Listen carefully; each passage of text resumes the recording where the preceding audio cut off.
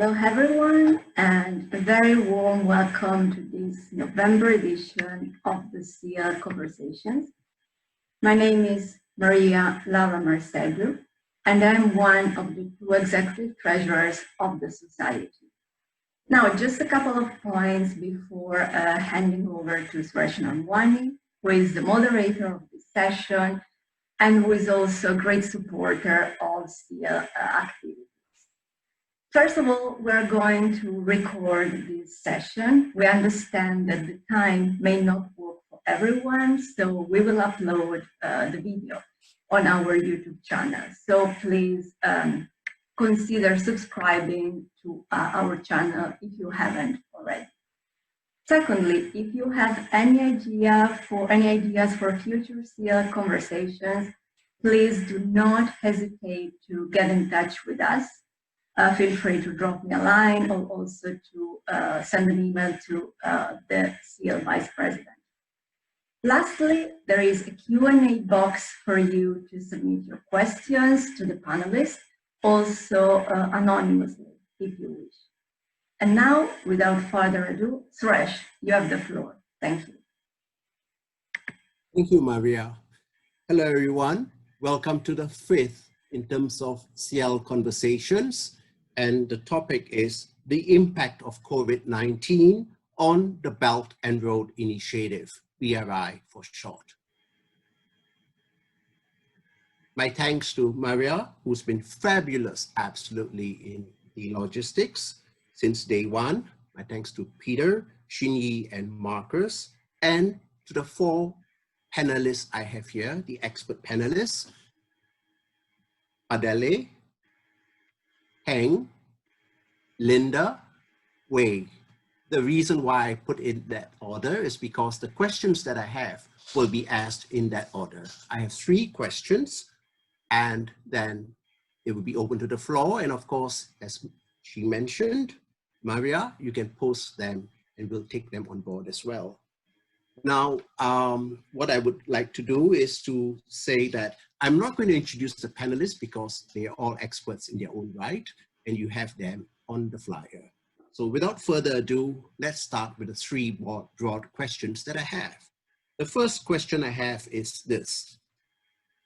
The BRI has been critiqued as that trap diplomacy, that trap diplomacy.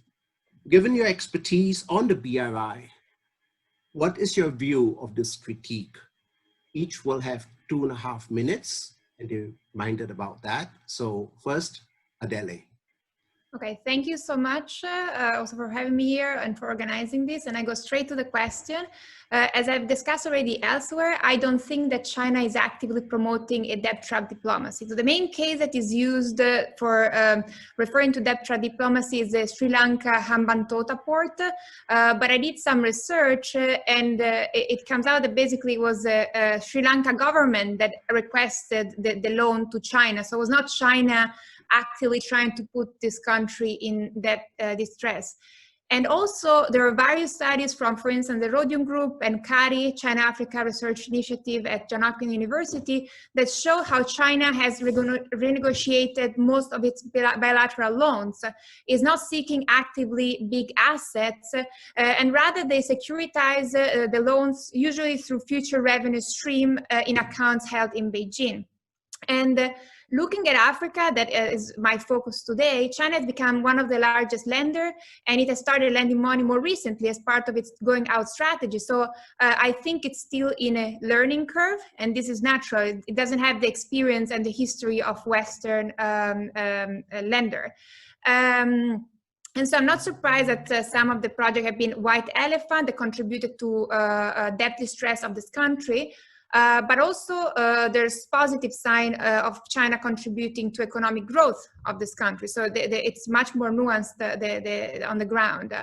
Moreover, I don't think it's in the interest of China to promote a debt trap diplomacy that further weakens its international image, especially at a time where China wants to be a global leader. And last, COVID, as we will discuss further, complicated China loan and repayment situation in the developing world. But again, I do not see here a debt trap diplomacy of China. China already signed debt suspension with 11 African countries and is committed to the G20 debt service suspension initiative that will suspend the repayment of the debt until the end of the year. And here I conclude. Thank you, Adele. I should add, of course, we've got that critique from Professor Brahma Chilani, who's Professor of Strategic Studies in a Delhi think tank and also at an institute in Germany. And he's an author of 9 books. But, you know, there's also coverage in media, ASEAN Post, and in Japan media. So it's interesting to see a spectrum of views. Over to you, over to you, Heng, please. Yeah, thank you. I would like to thank the organizer for having me here. I think it's been important issue to look at the debts issue in the Belt and Road Initiative. Obviously, there are different views by different parties regarding the debts and also the sustainability issue. So I think the debt sustainability is a pretty important issue. Obviously, different stakeholders have different understanding of that. But I think one thing will be useful is to basically address the potential concerns regarding the debt sustainability. There could be a various way of dealing with that. I think the starting point will be have more enhanced transparency. That will be helpful to understand the debt as well as the potential concerns.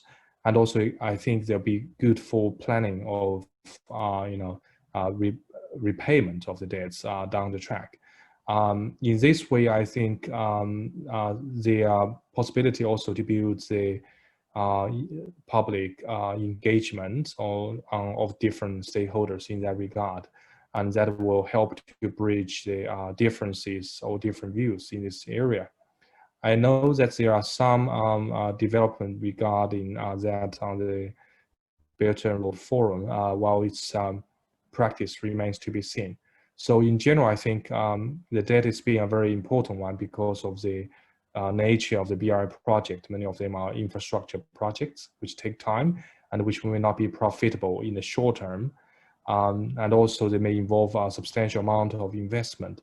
So it'd be good to identify the potential concerns and to seek the solutions to various issues in the area, and in particular, starting from the enhanced transparency. I think I will stop here. Thank you. Thank you, Heng. I like the fact that Adele mentioned about the no evidence but nuance and complex, and your breadth of vision in terms of different views by different parties. And with that, I'd like to actually extend the floor now to Linda, please. Thank you very much. And thanks for having me here, part of this important conversation on these topics. So I think it's interesting to reflect on the word diplomacy. So if we talk about debt trap diplomacy, this sort of entails a conscious effort, in a way, to trap countries with debt, to use that to gain assets. Adele explained it quite well. The literature, the research that we see out there that's emerging on this topic really doesn't show evidence of this, neither in African countries nor in Asian countries. And we actually see that Chinese development finance, as other sources of development finance, actually support growth, economic growth in these countries. So really there's no evidence specifically for the debt trap diplomacy. However, this doesn't mean there's no issues. This doesn't mean there's no problems with that. That remains a very big issue, specifically in these times of COVID-19, where countries need to spend a lot more for economic stimulus packages or for healthcare and so on and so forth, and therefore may not have resources available to also service their debt at the same time. And I think so, therefore, it's important to reflect on COVID-19 and on the challenges it has created. So Adele already alluded to the DSSI, the Debt Service Suspension Initiative. But despite this, we also see countries showing signs of that distress. Zambia, for example, announced a few days or a few weeks back that it's not able to repay its private bondholders, at least for the time being. And therefore, there's a lot of complex issues. It's really not just about China or Chinese debt, it's also about other bilateral and multilateral debt, and also about private bondholders. So the situation is quite complicated, in fact. And I think we see some interesting signs, such as the DSSI, but also we see China, the Chinese government, for example, renegotiating or starting discussions to renegotiate their debt with a number of countries. In the past few months and weeks, we have seen these discussions taking place with Kyrgyzstan, Tonga, Kenya, Papua New Guinea, Angola, Laos, Zambia, and so on. So really a number of countries. But we also know that, for example, China Development Bank does not participate in the SSI. So there are sort of areas for optimism, but also challenges as well. Thank you. Thank you, Linda. I love the fact that you were actually peeling the onion, and you mentioned about the fact that the evidence, and to me that's really significant, because as good lawyers, good practitioners, we all want evidence, and that's really important. Having said that, you actually peeled the onion and said, let's go into diplomacy and further the meaning of that. And you actually said it's the kind of debt is just not the simple debt of, say, China debt, but it's other kinds of debt going to bond issues as well. So I really love the spectrum that you brought us to, and to the coverage of worldwide, which we will touch in the third question when we do case studies. So thank you again. Over to you, Wei, please. Thank you. Thank you for having me in this very important dialogue. I think it's not a big surprise to see this kind of a critique, given the fact that many countries along the Belt and the Road are capital starving countries, and they probably have trouble in returning the debt. But on the other hand, the Foreign Affairs Ministry spokesman has made it clear China actually is not pursuing any strategy to make that happen. In other words, we are trying to help these countries along the Belt and Road.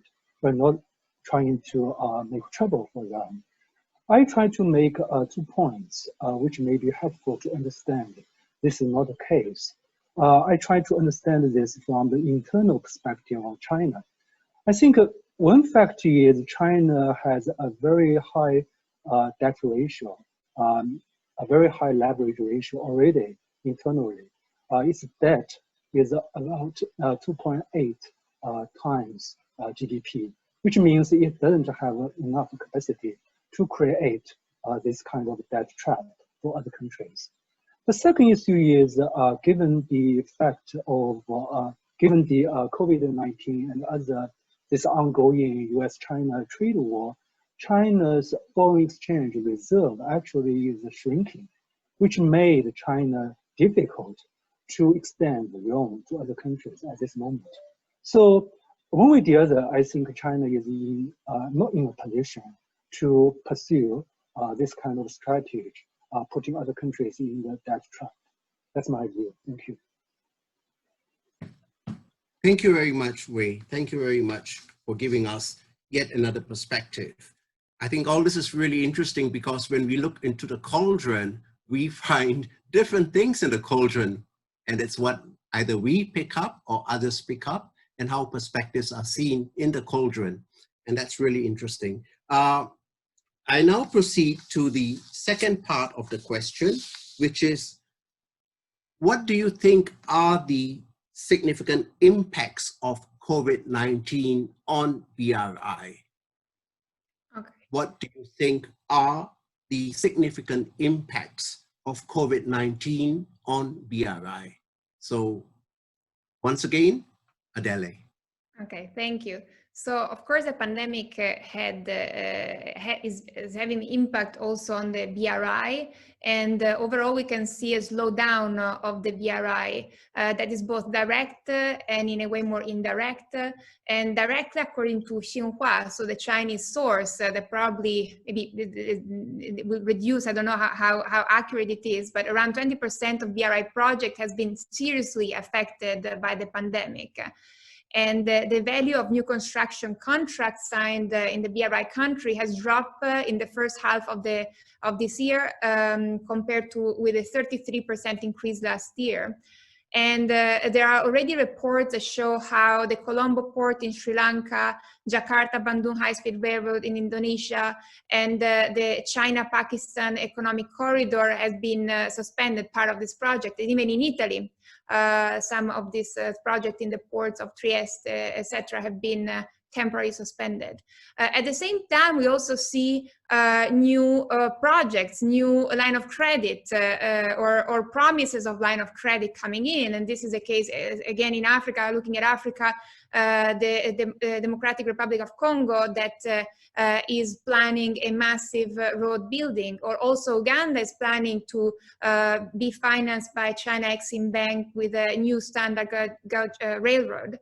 And so these are kind of more visible effects of COVID-19. But I think indirectly there is also a China global image that has been affected by this pandemic with the mass diplomacy and the campaign promoted by Pompeo and the US against China, and there is much more suspicion, and so there is more awareness of politics of this project, and many of these investments, for instance, in Europe or of course in the US, have been started to be screened much more cautiously than before. Yeah, so that's my intervention. I stick to the 2 minutes, 30 seconds. I'm here with my phone. Yeah. Lovely. Thank you very much. I really appreciate it. And there was so much that you said that I could distill from that, and I'm going to save it till later. Heng, please, over to you. Thank you. I think it's been possible significant impacts of COVID-19 on the Belt and Road Initiative in a number of aspects. Obviously, there's travel and other restrictions due to the response to the epidemic. These would disrupt, the flow of personnel, because you need the personnel and labor possibly across the border, and also goods and services, because when the countries respond to the COVID-19, and then they may slow down, they may close the border and slow down the transportation. Of course, we see passengers travel overseas has been dramatically reduced. And so that could be related to BRI projects, including the infrastructure projects. And other, more broadly, and I think Maria also mentioned that is, there are the issue like the dynamics in the world economy. So a typical example, as mentioned earlier, has been the US-China relations. And also I would like to add is there is also economic slowdown. So one example will be the economic slowdown may put pressure on the countries or either government and say private actors in terms of provide funding for the projects down the track. And so the countries are also under pressure. When you respond to the COVID-19, they may have more expenditure, than what they expected. And another side, you may have less taxation, and so there will be a pressure, I think, on the countries involved in terms of the funding in that regard. So in general, I think that's being to wrap up here. I think that the COVID-19 brings more uncertainties in the project construction due to the disruption of the transportation and travel restrictions, and more generally, there are the dynamics of world economy as well as the country-specific, pressure of the economic slowdown that also brings the additional challenges. Yeah. So I will finish here. Thank you. Thank you very much. So I like the spectrum. From one hand, we have Adele mentioning about, the Xinhua categorization, seriously affected, little adverse impact, and somewhat affected. and delayed or suspended in the case of the Pakistan CPEC. And then from Heng's perspective, you look at it from restrictions in terms of travel restrictions, openness and other areas, US-China relationship, and that's really interesting. Linda, over to you, please. Yeah, sure. So I think the way I think about the Belt and Road Initiative is really about connectivity, right? And a pandemic is the enemy of connectivity. So the pandemic really stopped connectivity in the first few months and weeks and months. So China was one of the first countries to be hit, of course, was the first country to be hit, of course, and so therefore experienced the shock. But it's also one of the countries that's coming out more quickly of the pandemic. It's one of the few countries for which the IMF for this year forecasts positive GDP growth rate. So it can also be one of the driving forces for economic recovery.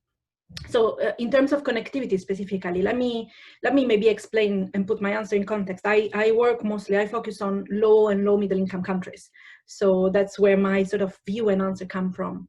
If we think about infrastructure connectivity, my colleagues have already explained how this has been disrupted in the first few months, but we do see signs of recovery now. We see trade exports resuming from China. We see new investment projects or new infrastructure projects being announced. We see dispatch foreign labor, so Chinese workers going out in increasing numbers to work on these infrastructure projects. And so we slowly see signs of recovery. We can also think about connectivity in trade terms. So for example, looking at global value chains. And in this case, in many countries that are involved in global value chain, for example, in manufacturing, say garment production, many developing countries import inputs from China, fabrics and machinery and so on, produce and then export to US and EU. So what happened with COVID-19 was that initially the upstream part of the value chain was disrupted. The provision of inputs coming from China was disrupted. So developing countries were sort of not able to operate. And now that China is sort of restarting its economic activities, what's happened is that the countries where there's the market, the US, the EU, demand has plunged there. So really it's more difficult to export to these countries. And developing countries are sort of stuck in the middle of these two parts of the value chain. So, I mean, just to conclude, the interesting question for me about this is what happens next? How do we use COVID-19 as a way to think about growth and development more sustainably? How do we think about a better financing model, for example, as we discussed about that issues before, but also how we think of this as an opportunity in a way to build back better, to move on a development and growth path that's more oriented towards a greener type of growth or a more socially sustainable and equitable type of growth. Thank you very much, Linda. Wei, please.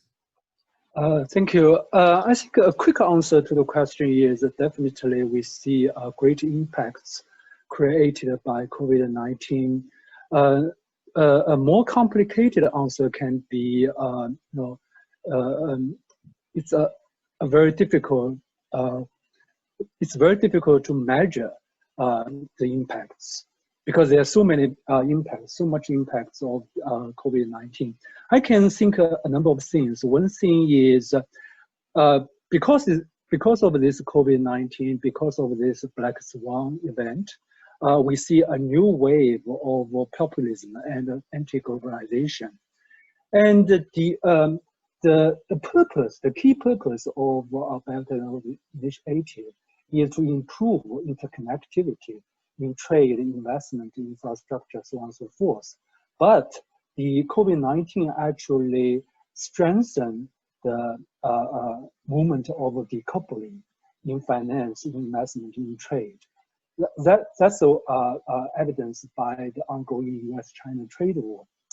And this, the original focus of Belt and Road Initiative is on infrastructure, on finance, on investment. Now we see a necessity to have a new dimension to Belt and Road Initiative. That's the health, that's the environment protection, that's the general interest. of all mankind. So that's why the Chinese government even strongly advocates the idea of a community of shared future for mankind. That concludes my answer. Thank you. Thank you, Wei. I'm just trying to coalesce the breadth and vision of the comments I got. My goodness, my reaction is I'm furiously, and I'm preventing myself from taking down notes. It's like great lecture notes, and I'm getting it from 4 lecturers at the same time and different perspectives. So of course I mentioned about Adele's, the Xinhua's quotation and her specific citations of CPEC, Heng's in terms of the travel restrictions and the dynamics in world economy. And I loved Linda's, it's a great takeaway. I'm going to remember this. Pandemic is enemy of connectivity. I'm going to remember this line. And of course, that connectivity, we all know what it is, right? I mean, it's the 5 C's, the connectivity, I think she just put it very beautifully, and she talked of global value chain, infrastructure, connectivity. And, I'm really learning from this in the sense of it's all coming back to me and seeing in a different context, in a COVID context, yeah. And of course, what happens next in terms of better opportunity, greener growth, and Wei, in the sense that you mentioned about the Chinese government and the advocate of sharing a future of mankind, a shared future for mankind. Thank you very much. We'll open this to the floor, of course. I've seen some questions coming in. So I'd like to now turn over to the third question, which is the one I mentioned earlier on when Linda mentioned it, I think. It was, the impacts of COVID-19 on individual countries. So we've given basically a broad brush, if you will, in terms of, whether it is or it is not that threat diplomacy, and then we fleshed it out a little bit, but it's good enough for us to get some understanding of it. And then what are the impacts? And they are significant, maybe sometimes not that, but generally there is an impact. And I think it is more bordering on the significant than anything else. And then now we go to the third, which is specific impacts of COVID-19 on individual countries, because, it's so global. Wei mentioned about the humanity, mankind. So this is it. It's global in coverage. We're just not talking of one small part of the world. It's global. So I propose to have Africa, Europe, Asia. This is as global as I can get with just 4. But I wish I could do more, but I'm just confining to that, and it's the quality that really matters. So without further ado, Adele, I'm going to choose your country in Africa, and then you have the floor now. Thank you. So first, I would like to just briefly introduce the situation of Africa, and then I will discuss briefly Kenya. And so for sure, I see that one of the major issues in Africa-China relations in the light of the pandemic is debt renegotiation. And so here, like a debt trap comes again important, like this rhetoric. And in Africa, there was a debt problem before the pandemic. And from 2010 to 2018, the average public debt in sub-Saharan Africa increased by 40 to 59% of GDP, making it the continent with the fastest growing debt accumulation toward private, multilateral lenders and sovereign lenders. And this is important to keep in mind, because we always think of China as the main problem, right, of debt, African debt, but actually there's like private lenders and many other lenders. But of course, China has become one of the most important sovereign lenders to African countries in the past decades. And with the pandemic, the situation got even worse for African continent. It has been predicted that shutting down the African economies to prevent the virus from spreading could destroy vital industries, and of course, set back the fight against poverty by up to 30 years. So the consequences are very serious, and the prediction very black. And as money has to be redirected to cover expenses related to the pandemic, African countries have started asking for debt renegotiations already in March and April, and debt forgiveness. And if we look at China, in June 2020, Xi Jinping spoke at the virtual China-Africa summit, and he said that China would exempt certain African countries from interest-free loans that were due at the end of 2020. But it didn't really specify much about like, countries, etc. So here we have a lot of uncertainty and lack of clarity. But China, as I said before, joined the G20 suspension of the debt initiative. The big issue for African countries vis-a-vis China is that China tries to do country-to-country bilateral renegotiation, is not used to do like African countries kind of big renegotiations. And so if we look instead at a specific country of Kenya, I think that some of the trends were already there. And I focused on China finance and build standard gauge railroad that costed 3.2 billion, and the loan was taken from China Exim Bank in 2014. The railroad became operational in 2017, but it was not profitable well before the pandemic hit, and so COVID just made things worse. And just recently in September, Kenya Transport Committee called for debt renegotiation with China. And again, what China will do, I think overall, I think that cancellation seems very unlikely, as well as debt for equity swapped. I don't think China will take big asset from Kenya. And probably we'll see deferrals and a not coordinated approach of China in Africa. It will be again decided case by case, and it will be focused probably on rescheduling. The last thing I want to say is that overall, African countries continue to see positively China despite COVID, despite debt, this debt trap rhetoric, and they see, according to Afrobarometer, China model is seen more positively than US model. And now that probably US and EU are more out of Africa, China will take more of a lead in the continent. So thank you. Thank you very much, Adele. Heng, over to you, please. And I think you would be covering a country in Europe. It is Italy, I believe. Yep. Thank you. I think it's interesting to look at Italy, because Italy's been the first G7 country who joined the Belt and Road Initiative in 2019. And has signed the MOUs, which also have other related documents, and also the joining of Italy in the Belt and Road Initiative has attracted different views and debates about that, because that also being related to the the international perception or legitimacy of the Belt and Road One. If we look at the impacts of the COVID-19 on the specific context of Italy, we will see that on one hand there are certain new developments following the the MOU signed in 2019. A major one is that in August 2020, China and Italy have signed the two new energy and trade agreements. So these agreements covered natural gas and made in China goods products.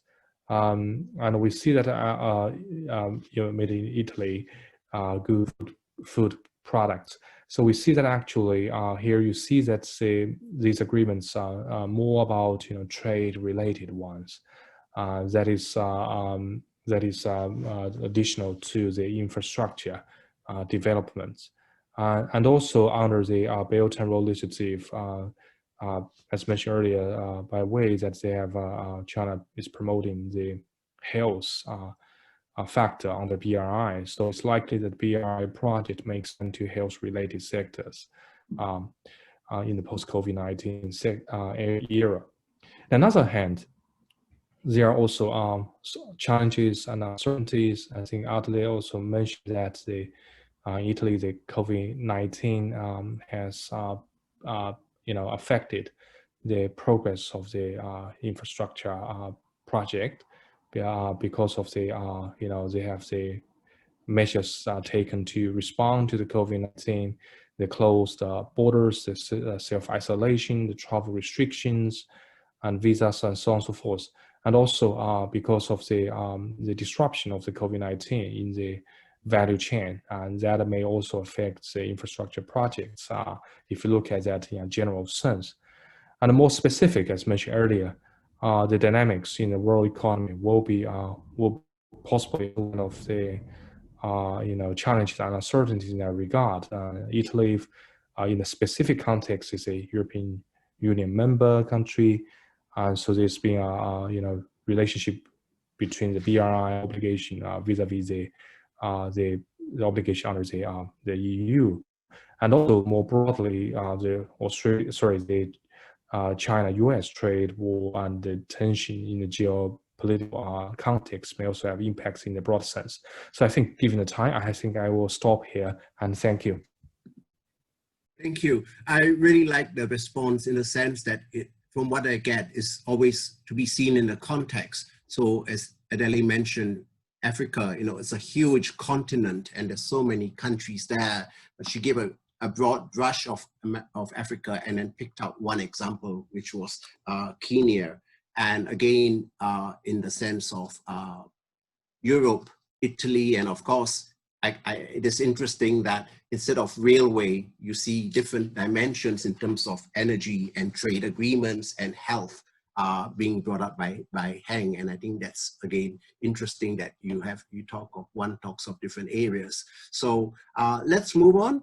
Linda, maybe you can share with us now your perspective. I think you're covering Asia. Yes, thank you very much. I leave it to you to mention the country.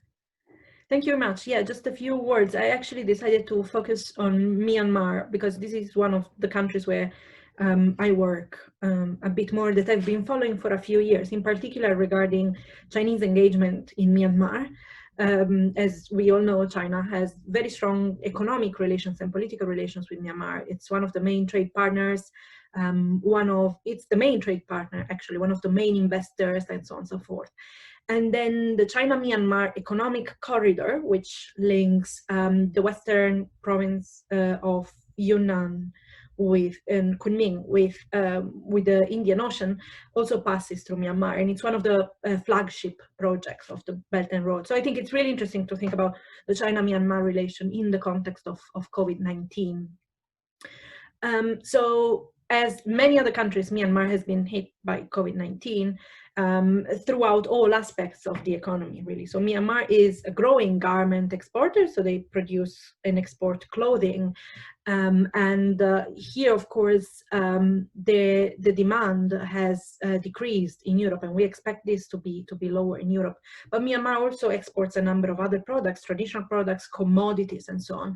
And despite the fact that the prices for the commodities that Myanmar exports have remained stable, there are also challenges with logistics, especially trading at the land borders and at the borders in general. Also in terms of services, Myanmar is famous for the tourism sector as well. But of course, we see less willingness to travel both domestically and internationally. And we see also lower income in Europe and in the US. So these may be countries where a lot of international tourists come from, and we see less sort of lower income in these countries. So overall, the economic crisis has impacted Myanmar through various channels. Another interesting one to think about, for example, is the remittances issue. There's a lot of Myanmar workers that go and work in other countries in Asia to send money back home. But of course, these other countries have not really recovered fully yet, and therefore there may be less opportunities for these workers to gain and to be gainfully employed. One final area where I think it's important to reflect is around development assistance, so sort of financing development in Myanmar. So sitting in the UK right now, we know that UK is discussing cuts to its aid, but we also know that Europe is not fully recovering. So therefore, volumes of aid and finance that goes into Myanmar may decrease in the coming years. However, this may be offset by sort of a faster recovery that we see in Asia. So for example, in China and Japan, recovery may be faster, and therefore there may be more willingness to support Myanmar financially. A final point may be about policies specifically. So the Myanmar government has put in place a number of policies to to counter the impact of COVID-19. So beginning with a sort of short-term, immediate type of plan, looking at cash transfers, food support, food aid, but also economic stimulus and sort of creation of employment opportunities through public works for those who lost their job, and so on and so forth. And we were expecting a sort of a medium-term recovery plan to be coming out soon. Now, many of you may know that Myanmar had elections earlier this month, so we were all focused on, one election. Our attention was pointed to one election this month, but there was another one, which was the one in Myanmar, which was really, really important. And the incumbent government, the National League for Democracy, led by Aung San Suu Kyi, has confirmed its government. So it's remaining in power. So this means that we can expect continuity, I hope, in the work of the government in terms of recovery.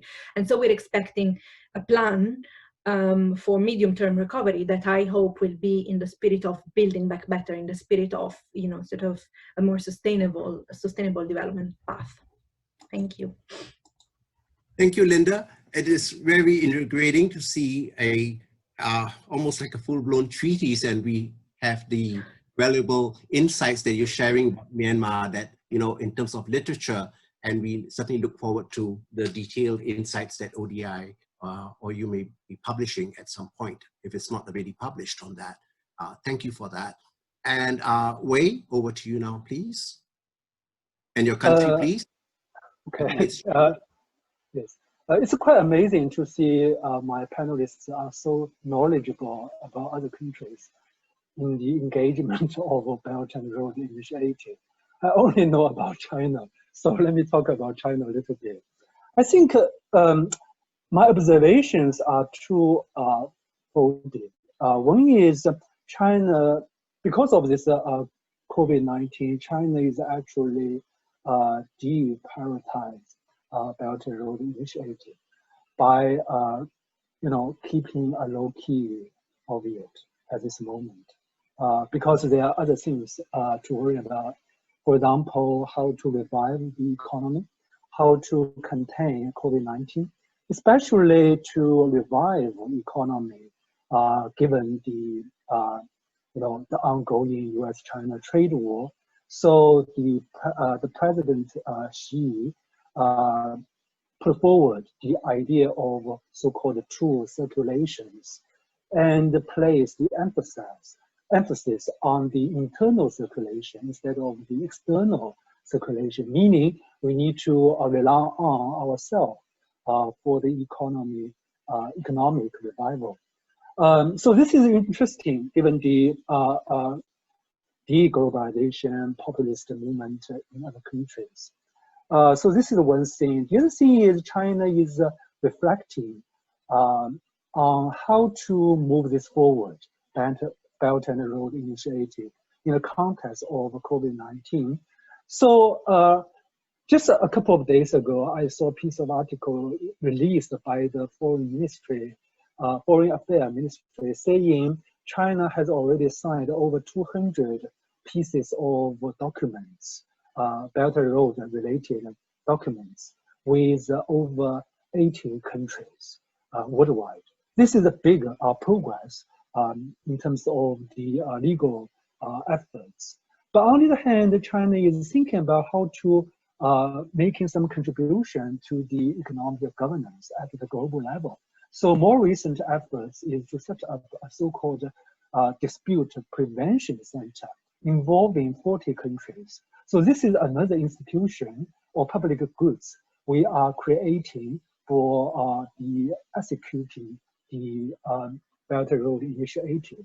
So, but on the other hand, China is also thinking about how to make some rules or legal contributions to the Belt and Road Initiative. For example, the possibility of having an investment treaty, for example. So I think COVID-19 gave China the opportunity, the chance to revisit the Belt Initiative in terms of how to move this forward, how to engage other initiatives, how to be actively involved in the global economic governance, so on and so forth. These are my observations. Thank you. Thank you very much, Wei.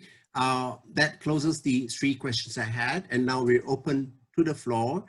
We've got questions coming in, and what I will do is to go to the questions. I have one that will be on the RCEP, which I will pass over to Heng. And I have this question first that I'd just like to put forward to the pet. I'd like to just speak out here, the question. Do you think that the way China has dealt with COVID crisis is helpful? On the one hand, it has handled the numbers well, but has it unwillingness to engage in a serious discussion on the origin of the virus potentially damaged its image and therefore its reputation in the long run?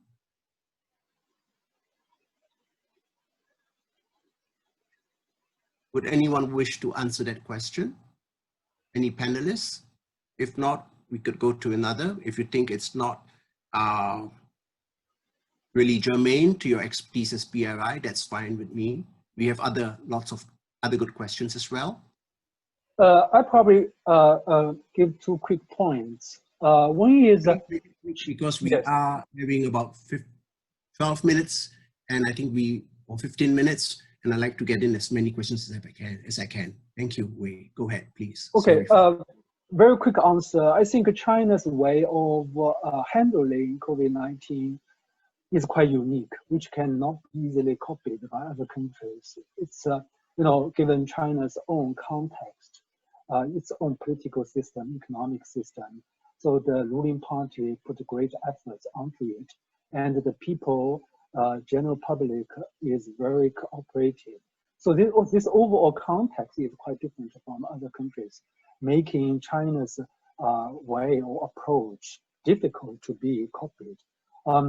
2, well, we certainly are afraid of our image at the global level. So in the beginning, there's a concern of China's image, China's approach. But gradually, fortunately, China recovered from its pandemic quite quickly. So we are trying to provide public goods to other countries by helping them out of this COVID-19. So I think we are trying to make some contributions in this field. These are my 2 quick points. Thank you. Thank you so much, Wei. I really appreciate it. I have now this question, and I think I might pass it over to Adele. I think you sort of mentioned it, and I'd just like to explore it with you, and others can come in if they wish, but let me just put it to Adele. Is there a notable difference in the way China has approached that problems of developing countries as a result of COVID-19 pandemic when compared with the approach adopted by other countries? Well, I still think it's partly too early to say. And so, for instance, one of the things is that it has been silenced. For instance, also after Zambia default on the loan, there isn't yet a official position taken.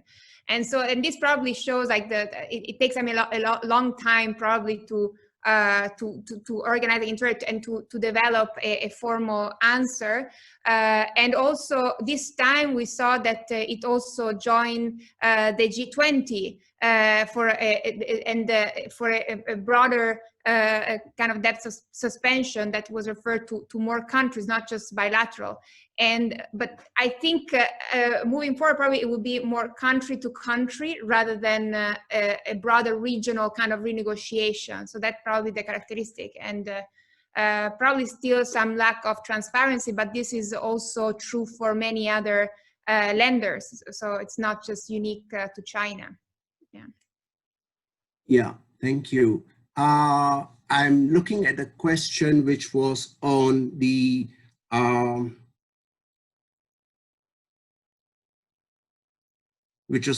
RCEP. But before I do that, there's this interesting question. Would any one of you like to see this? You know, we talked about the first question about debt threat diplomacy. This is a question put forward. How would a panelist view the BRI more motivated by economic or strategic factors? And Could we see a recurrence of gunboat diplomacy of the bygone era for covering debts? I repeat, how would the panelists view the BRI? More motivated by economic or strategic factors, question mark? And could we see a recurrence of gunboat diplomacy of the bygone era for covering debts? I mean, I can offer some insights on the sort of economic versus strategic or political factors, if I may. 2 points, maybe, actually. The first point is, I personally believe that the BRI sort of motivated by both. You cannot really distinguish them. They go together, the economic and strategic factors. Of course, you have economic drivers domestically in China. So, for example, a desire to address overproduction, overcapacity, or also a desire to develop the Western provinces in the country. And then you have strategic factors such as, access to resources and things like that. So that's my first point. But my second point is also that we shouldn't be naive to think that this is just unique to China in any way. Any country that sort of looks internationally and tries to work internationally and engage with other countries does that for both political and economic factors. So if we think about, the foreign aid industry or international diplomacy, I mean, these all operate based on these two factors.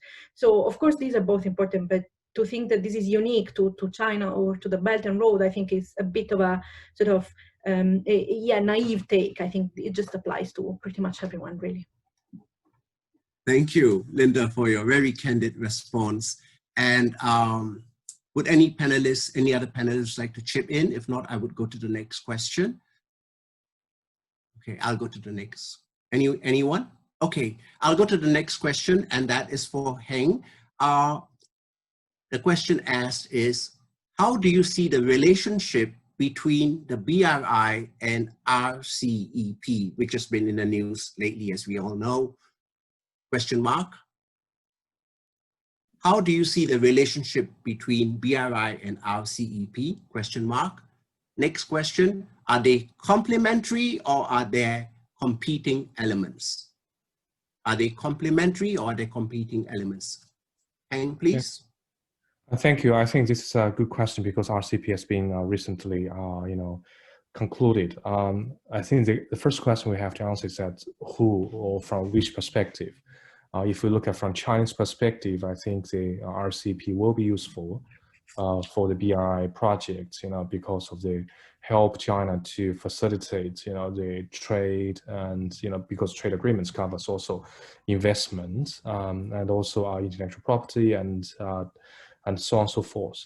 So I think the RCEP will be good for China to promote the BRI in the sense of, helping facilitating the trade along the countries which are involved in the BRI. And also the RCEP also, as more broadly, it's a quite different style from the US, style trade agreements. If we compare with that, although ASEAN seems to take leading role in the RCEP negotiation. And also, if we look at it from other countries, then that depends on whether they are BRI countries or they are not. So that probably have to be discussed on a case-by-case basis. But I would like to finish by saying that for RCEP, the more important issue is probably the implementation by different countries, because because RCEP does not really provide very strict dispute settlement mechanism. They also have a lot of exclusions. So that depends on how the RCEP will be implemented by the parties. So I will finish here. Thank you. Thank you very much, Heng. I really appreciate that. Now, is there anyone who would like to, any panelists who would like to add on to Heng? If not, I will go to the next question. And this would probably be the last. This is something that we didn't cover because, as I said earlier on, it's global. And, we've gone through Asia, Myanmar, and it's just really doing injustice because Myanmar isn't Asia, and Kenya isn't Africa. And, it's just not fair. But, I think if anything that I learned from this can be a wonderful symposium in terms of case studies, the richness of the experience you all bring out, can just be stupendous. This is a question that, of course, is that part that we have sort of haven't tread on, which is Latin America. So here goes.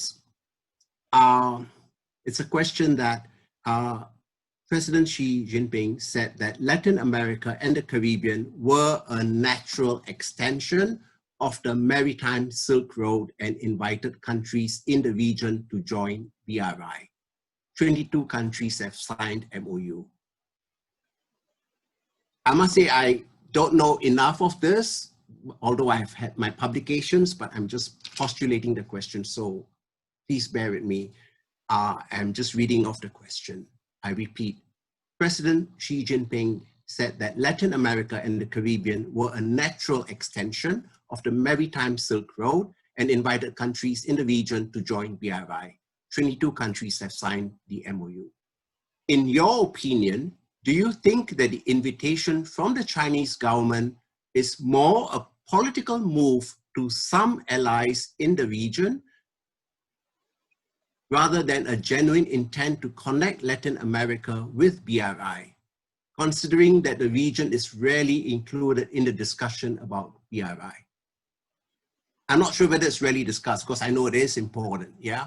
So the question is, is it a natural extension? And in your opinion, do you think the invite is more a political move? Anyone? Can I say Sure. something very quickly? So I think that like this question goes back to what Linda said before about BRI. So I think that there are both political motivation, geopolitical motivation, and also economic motivation. And I don't think China per se has the intent to bring together Latin America, but I think it's bring together Latin America to the extent that is of interest to China. And China has huge interest and investments already in Latin America. I think that given BRI scope, Latin America is also part of it. And of course, it's a bit unsettling for the US because it's its backyard. And so I think it's really here to see what the US response will be, because Africa is far away. I mean, and also like Central Asia or so, but Latin America, I think will really call for a strong response probably from the US. Yeah. So that's my thing about, like, you know, the political versus economic motivations.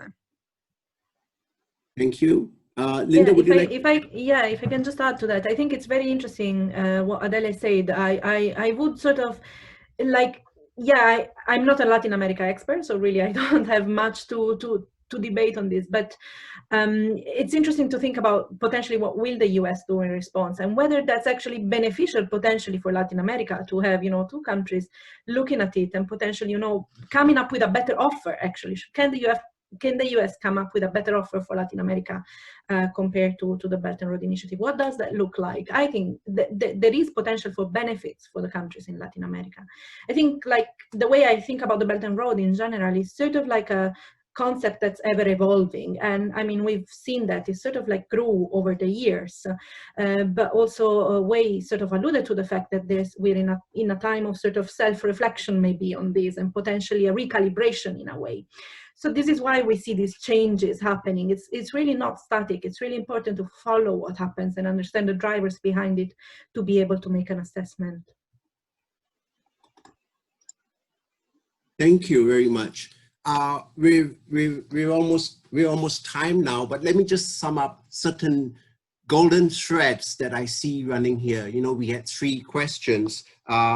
Where there was a dead threat diplomacy, there was mention made of gunboat reference, significant impacts of COVID-19 on BRI, and then we talked of specific impacts by reference to case studies and had valuable insights in terms of the contributions each of you made with reference to Kenya, Myanmar, Italy, and China, which I think is a wonderful spectrum, and there can be more, of course, added to this huge pot because it's so global.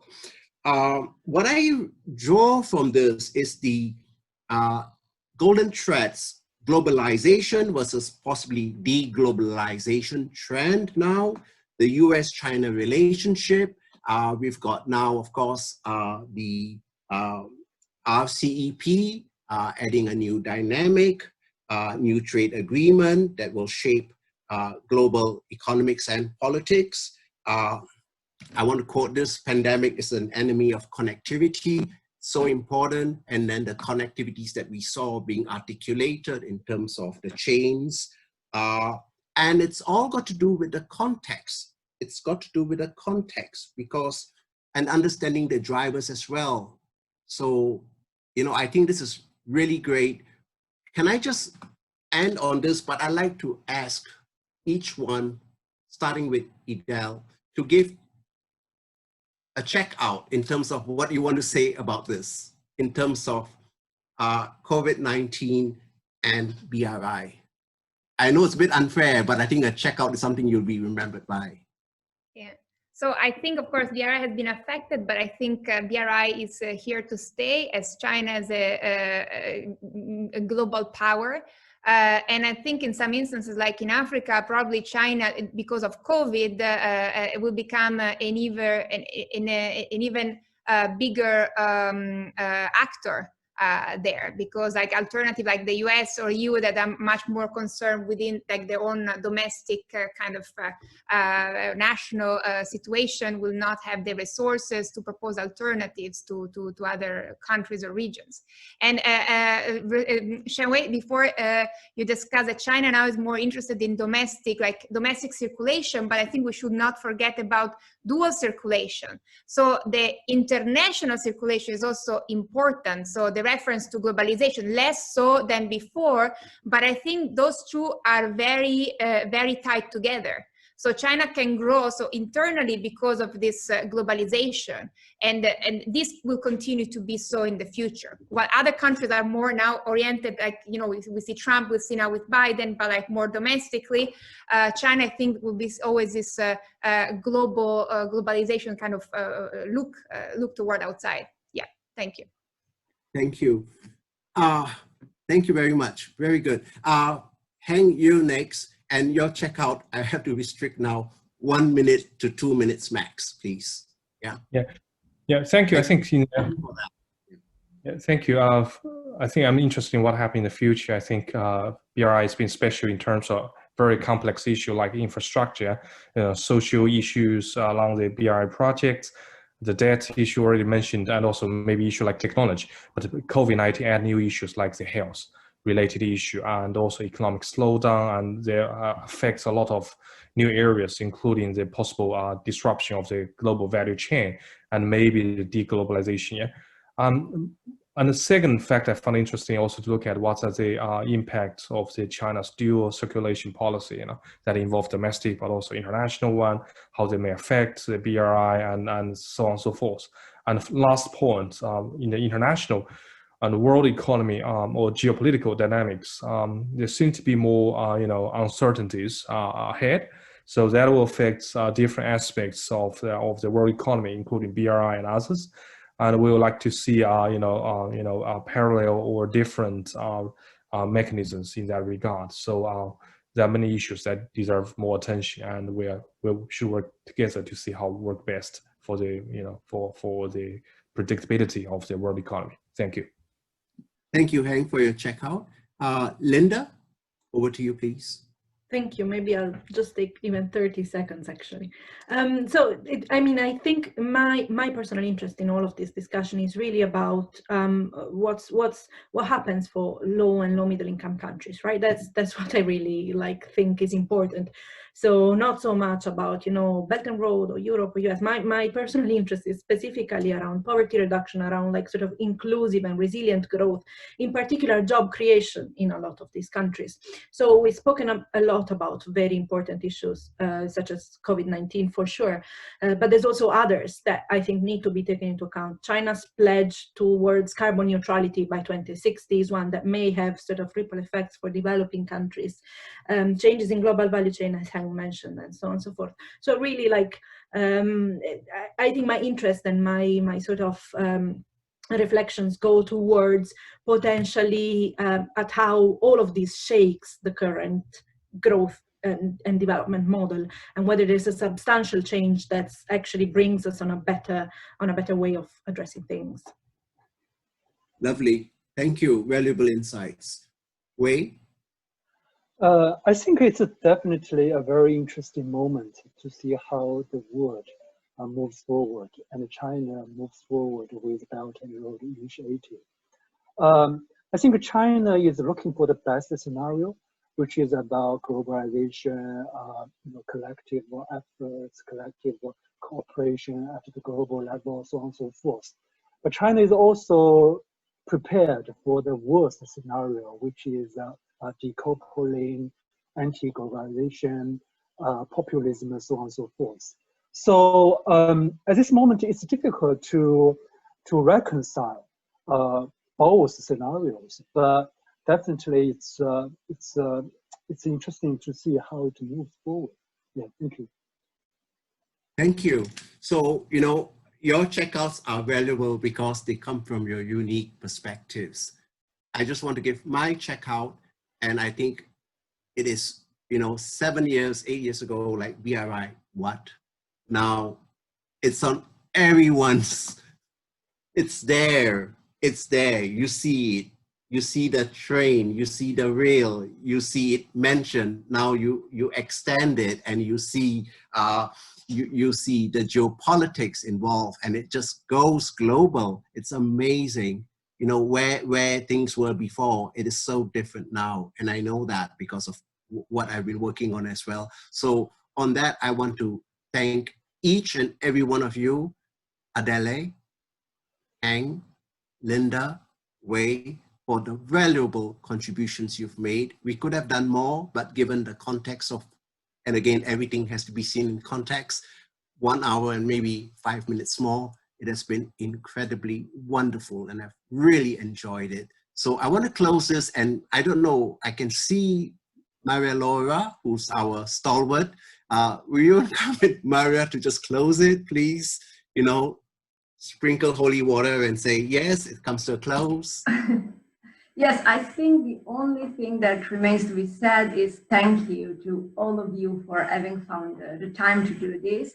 And thank you to Suresh for putting together such a stellar lineup of speakers. It was a very interesting conversation, so thank you very much.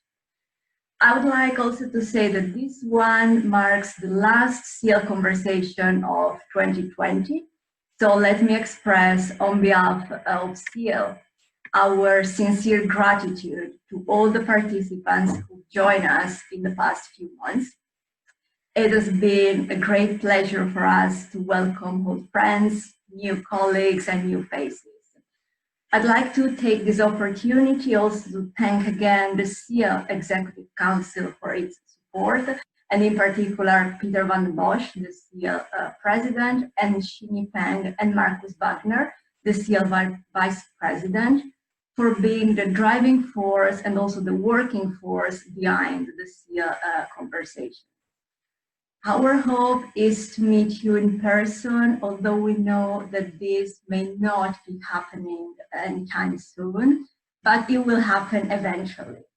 So thank you very much, everyone. I wish that everyone is well and safe in these uncertain times. So take good care of yourself, and all the very best to all of you. Thank you. Bye-bye. Thank you, everyone.